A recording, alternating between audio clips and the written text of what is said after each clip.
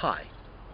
To make the sound OR, what you need to do, you need to make your lips into a circle.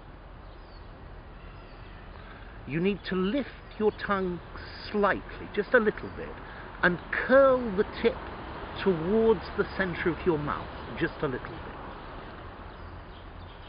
Then you make the sound from the back of your throat and from the roof or the top of your mouth. You draw in your cheeks. OR. Imagine you're going to win. You're going to win. You know you're going to win, and then you don't, and you're disappointed. OR. That's the sound you make. OR. Okay. The R sound is very, very, very soft. So it's like you're going to say it, but in the end, you don't. So, OR. That's how to make it.